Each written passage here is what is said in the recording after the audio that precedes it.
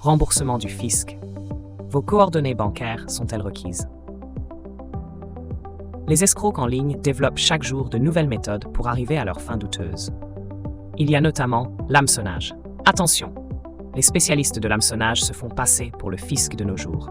Force est de constater que les arnaqueurs usurpent aujourd'hui l'identité des services fiscaux. Leur objectif est assez évident: voler l'argent des contribuables.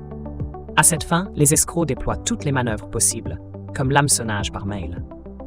En envoyant des courriers électroniques à leur cible, certains parviennent à récupérer des données bancaires. Les messages frauduleux comportent parfois l'entête du site officiel de la DGFiP. Pour retenir l'attention des contribuables, les arnaqueurs leur font croire qu'un remboursement sera effectué prochainement sur leur compte bancaire. Pour ce faire, les destinataires des messages sont invités à cliquer sur un lien.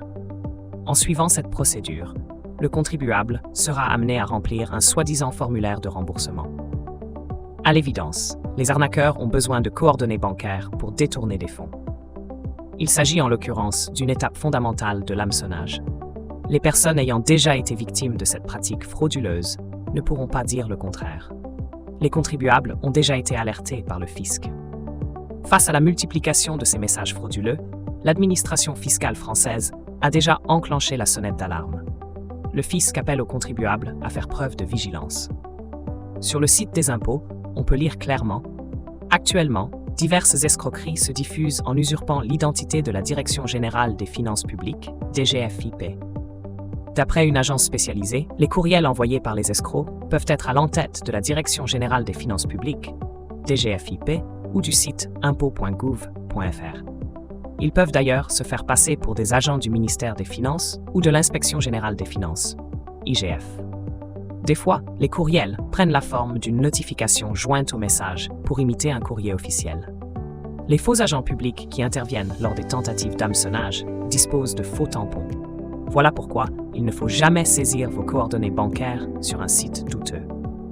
A priori, la démarche suivie par ces arnaqueurs est prédéfinie et bien organisée. Les contribuables ciblés n'y verront que du feu. Malgré cela, il faut doubler de vigilance à chaque fois que vous recevez des messages de sources douteuses. La meilleure tactique consiste à suivre à la lettre les recommandations du fisc.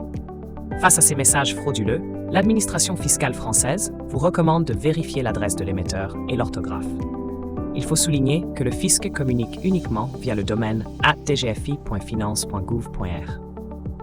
Selon les impôts, toute autre forme d'adresse est révélatrice d'une action malveillante. Toujours selon le fisc, la DGFiP ne demandera jamais aux bénéficiaires d'un éventuel remboursement de saisir des données personnelles telles que des coordonnées bancaires. Il s'agit plutôt du mode opératoire de l'hameçonnage, mais pas celui du fisc.